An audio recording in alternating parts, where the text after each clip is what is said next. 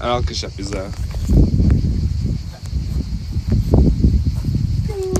Take one. Babusa for real, for real.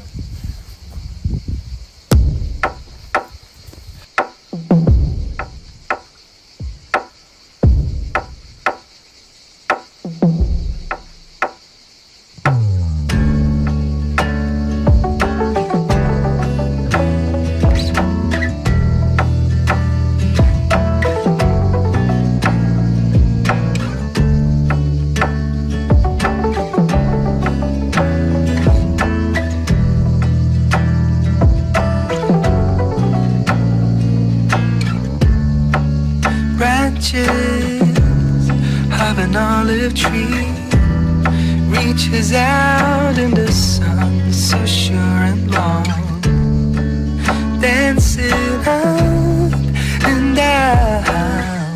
The tears are rising, which I see a slight resemblance to. Hello, Choby. Hello, Mr. Key. How are you? I'm okay, how are you? I'm good as well. Thank you very much. So, since the last time we did this interview or talked about your artistic processes, it's been over 4 years now, I think. Yeah. So I would like to ask you about how it's evolved, the way you see your art, the way you see your music. I think it's evolved in a way that I think less about it now. I'm less afraid of being perceived. So it's coming from a more honest place, which is really fun and comfortable. Yes. And I think the last time we talked about how you made your music, we talked about like how you start an artistic process, how you start writing a song, and you told me that you like to fool around on the guitar and then find the chord progression that makes you happy, and then that you told me that you believe that the right notes will find you if you just keep playing the music. Has that changed? How do you approach your music making now? That sounds so cocky. I think so. I don't have as much time anymore, so it's a lot less fucking around, and well, you have to create time to fuck around, and that's not the same as like doing nothing all day and then just coming up with a song. But I create these mental checkpoints on things when I see something that inspires me, and I try to come back to it.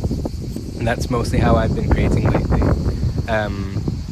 The last few songs that I recorded on the album were essentially just things that I had been thinking about for a long time and journaling about, and then it was a long process of writing until it was like squeezing it into a puree, like so that it becomes song, if that makes sense.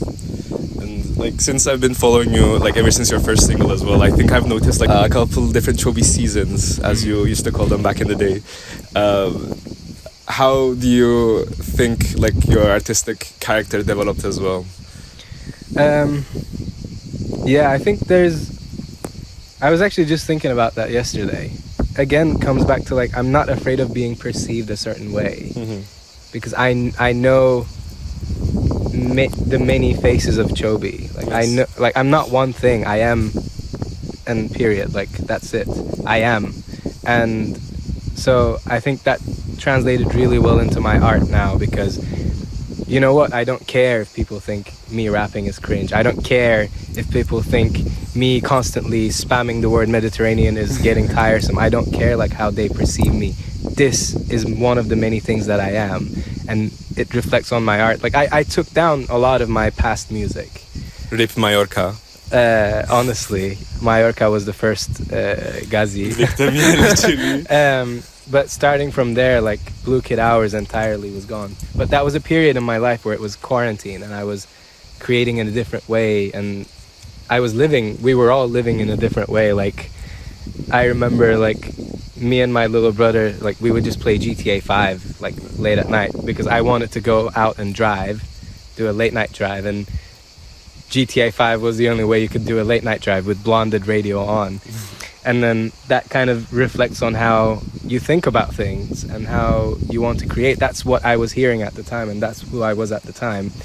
And I only like erased that music from like listening platforms because I just thought it was way too far to the identity I wanted to create, at least for the time being.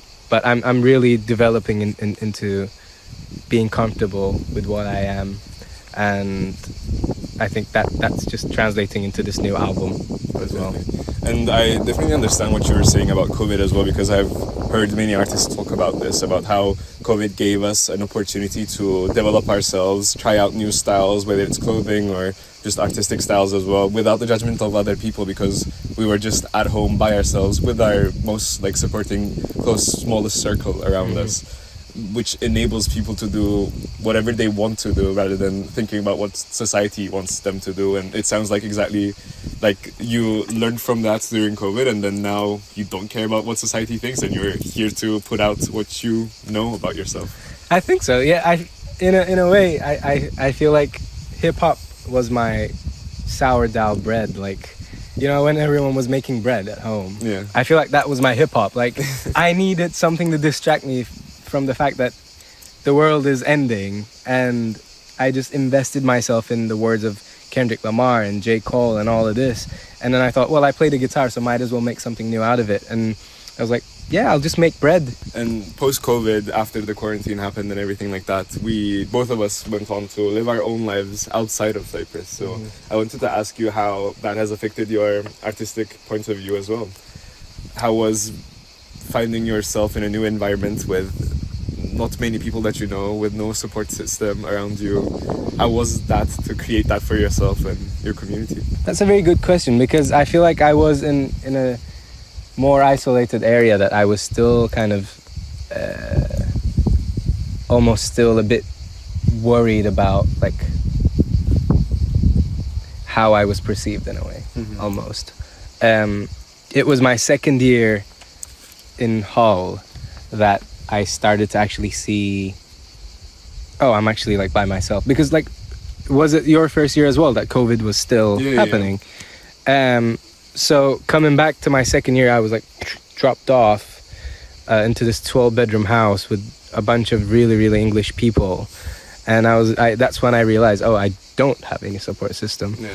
And, you know, it didn't take me a while to find my support system, but that journey of like kind of discovering the music scene around there and watching different artists do their own thing, I think it just continued to inspire me to like keep searching, and it's okay to not have something down just yet.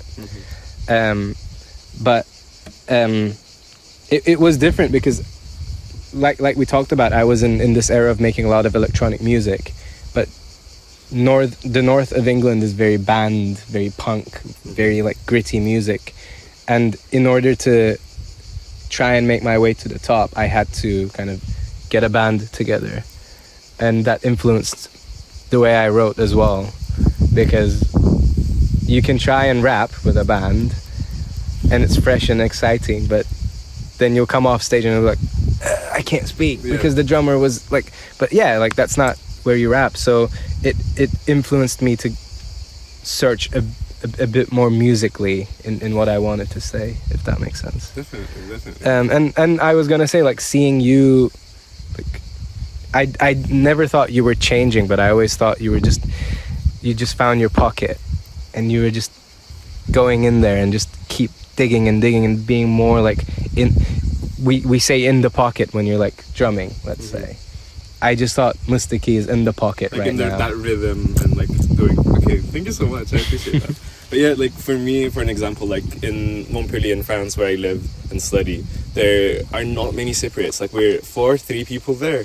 So creating, like finding a space for myself where I can express my creativity and artistic impulsions were a bit hard, where it was a bit difficult. I couldn't achieve that until my 3rd year in France, I would say. So how was that for you, entering that artist space as a person that was already putting out music, that was already taking scenes and doing gigs in Cyprus before?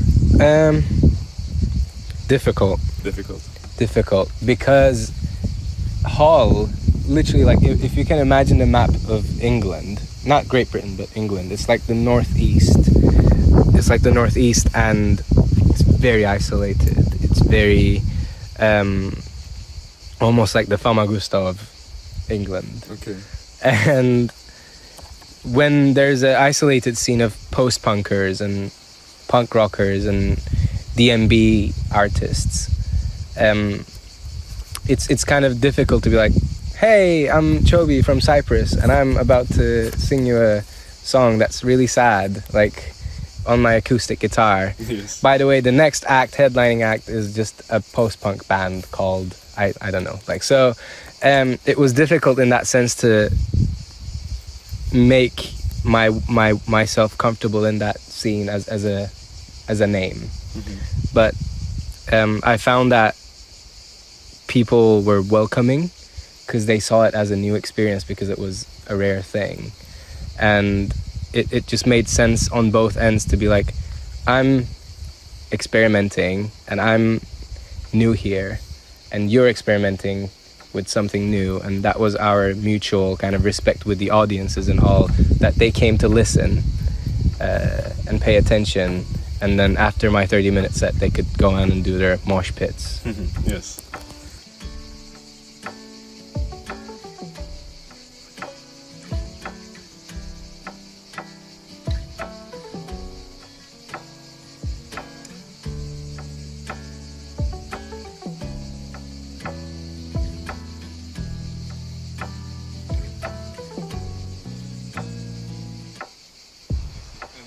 To quote you, you said, English weather, has it always been this grey as well? So how do you think that moving from this beautiful Mediterranean island that is considered heaven to many, to this grey, weathered, rainy, cloudy place that is called England?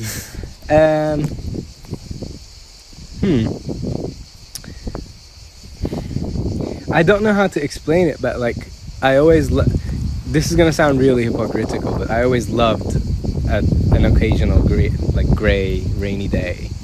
I always had a playlist since I was like 14, 15, just for the rare rainy day. Just a bit of like country, bit of acoustic, kind of chilled, relaxed kind of.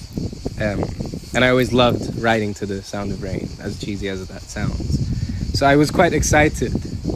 But then you realize I'm literally an animal and I'm in a completely different habitat, and my body is rejecting it in certain ways.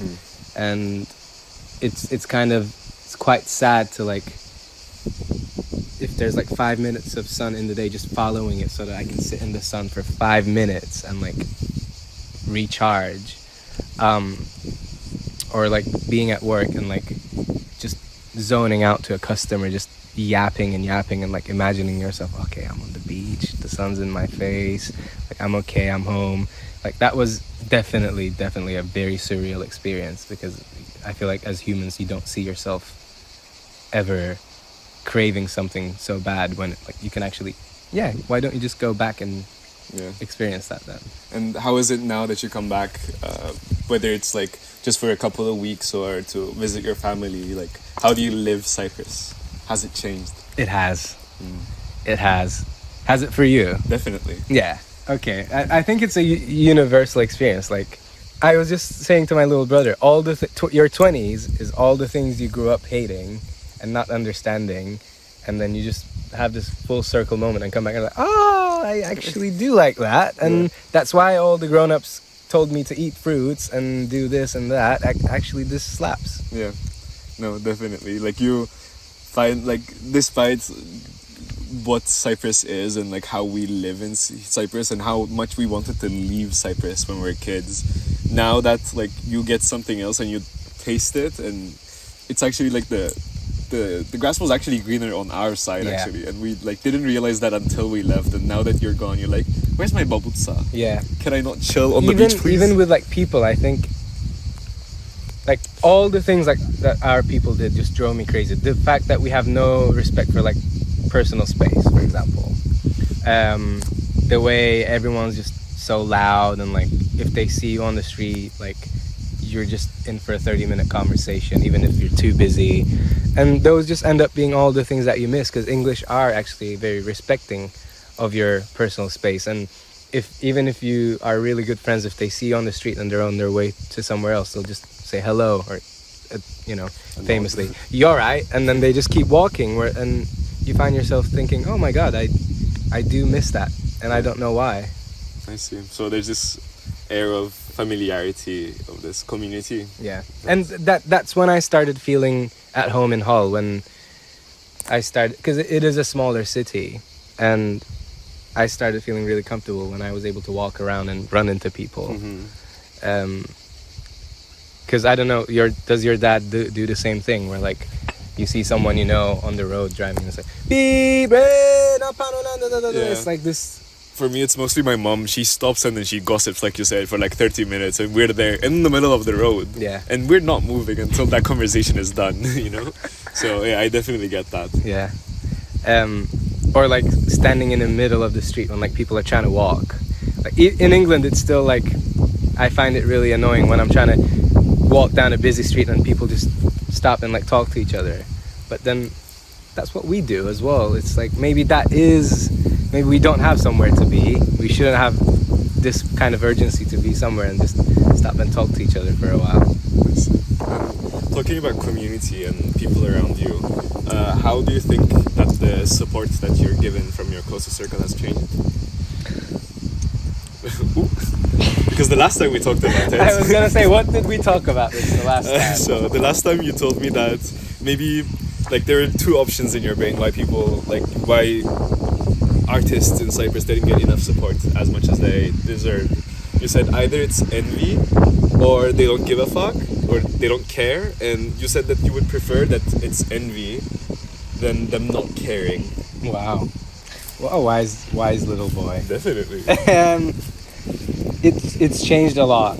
I think it's just the way things are. I think you just have to prove it somewhere else. We're little communities to be like, I actually want to listen to this now. Yeah. But I came back end of March and played a sold-out show in Famagusta.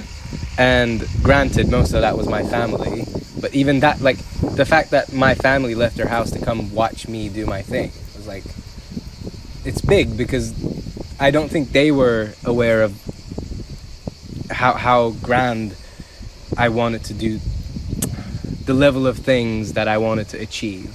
And it kind of woke them up seeing me post pictures and videos from like these packed rooms in England, and they thought maybe actually this boy is up to something. And again, my friends and my brother's friends, my little brother like was the drummer in my band for the hometown gig, and the fact that they were like, I want to go see this as well. And a bunch of people that I don't know, it's like maybe I was a bit too cocky, maybe I was ahead of myself as an 18-year-old kid who has achieved next to nothing, that I deserve all this attention, that I'm how do you say that, Archon, you remind me of this word, anyway, it'll come back to me, but it's like that I just deserve this thing because I deserve it. Whereas entitled maybe I was a bit entitled, because now I feel like it's people saw the work I did and people hear the work I do, and they can what? Well, because your English will be better than mine, no? Anyway. Okay, sure. That answer didn't answer his question, but yes. What was the question? Why do you think he's entitled? Did I say you're entitled? You said like that word reminds you of him. Did I? No. Yeah. Roll the tapes. Archon, you remind me of this word. No, I said you would be able to remind me of this, as in your English is better. Sure. In Cyprus we say çevir dayanmasın. I swear. We'll look at the tapes. Yes.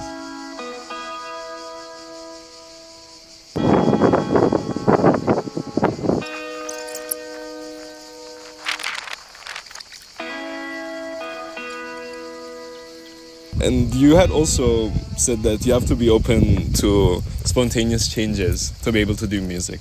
Mm-hmm. Do you still agree with that statement? Yes. Period. Period. What has proved that? Well, like, how was that proved right over the years for you?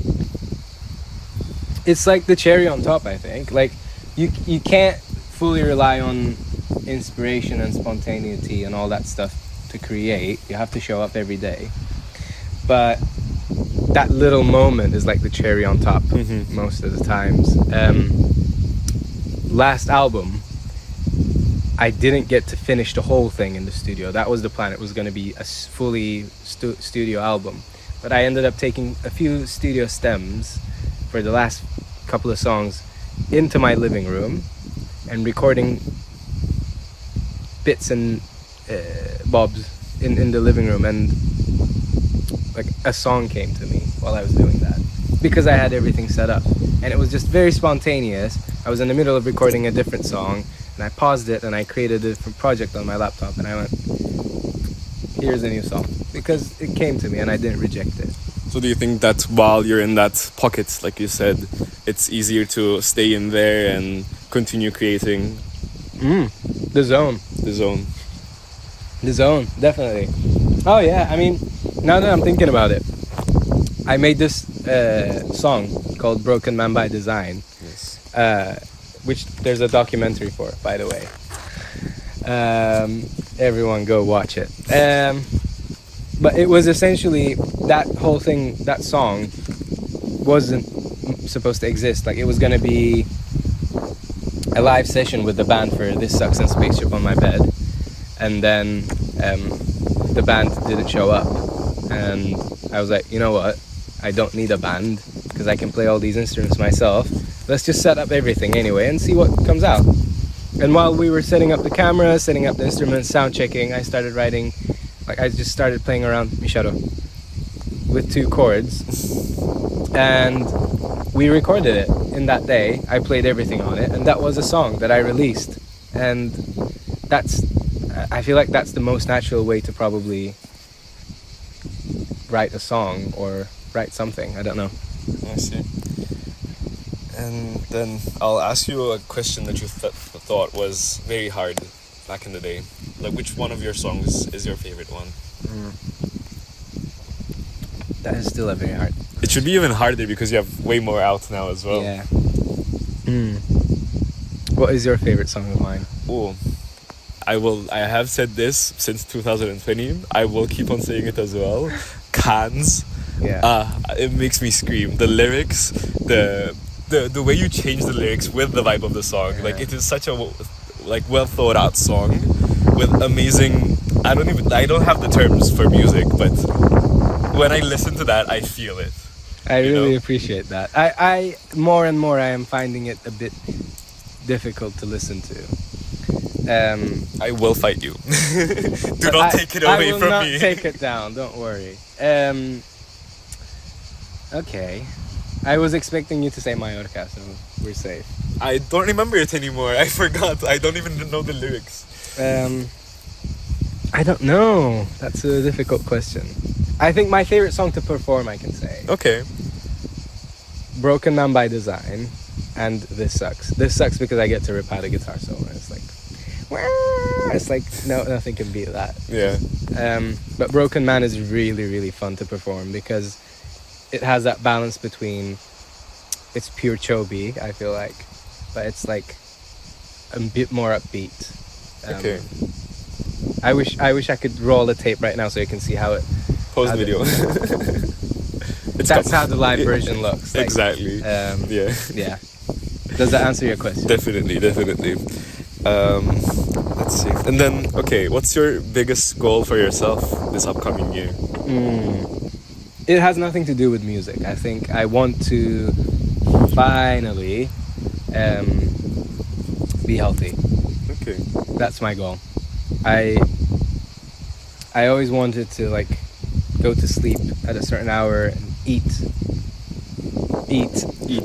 full stop, and like be well rested and all that, and music is not a line of work that allows that, especially in this day and age where you have to film yourself making the music and think about what you're gonna look like making the music and all that stuff. Past 4 or 5 years have really been, it's taken its toll on me, and I feel 10 years older, and I feel like I look 10 years older. So next year I want to have a settled life where I can just look like a human being and sleep and have fun. I see.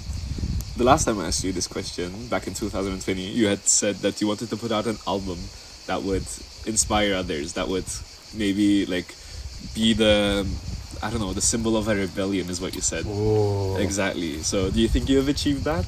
Or is that still a goal of yours? Inspire others, yes. It's coming in October, which is really close. By the time this video is out, I think the album will be out. Okay.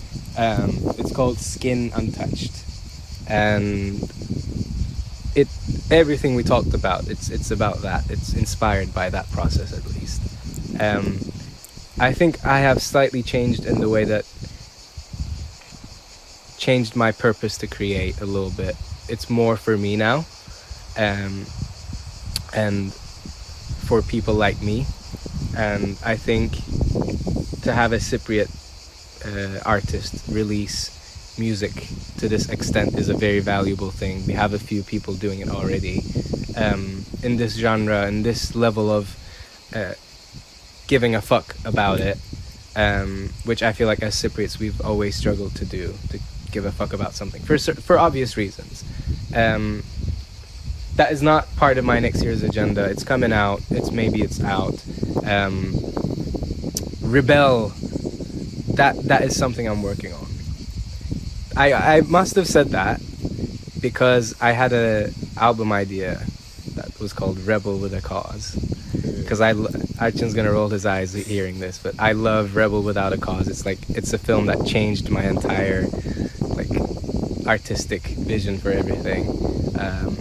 Which I still have a song called Rebel with a Cause due to be recorded and whatever. But also made me think when you said that, when I said that 4 years ago. Yeah, maybe I did go on to do what I said I would do, which is wholesome. That's pretty cool. And do you think you've like accumulated a following in this last 4 years? Because you said that you were at a minimum back in the day, despite there being many people that were believing in you back then as well. Is that a bit of a shade? A bit. With the shade as well thrown, I think I'll take it exactly as it is and say, yeah, that's a good way to ask that question. Because what has changed it, I don't know if there's more people who are in my following, but I'm more appreciative of that following. I'm more appreciative of what I have achieved as a Turkish-speaking Cypriot. Let's be politically correct and say that, because I am, at the end of the day, doing what I do at a very small minority. I represent a very small minority, so I'm a lot more appreciative of people actually being like, I listen to Choby. Yeah. And if it's 5 people, I love those 5 people, and I'm very grateful. There is, I think, a bit more to it now. I don't know if you are more of a social media expert in this regard. I don't know if you can count any, hype you have on TikTok or Instagram as building a following, but it looks like there are more people paying attention.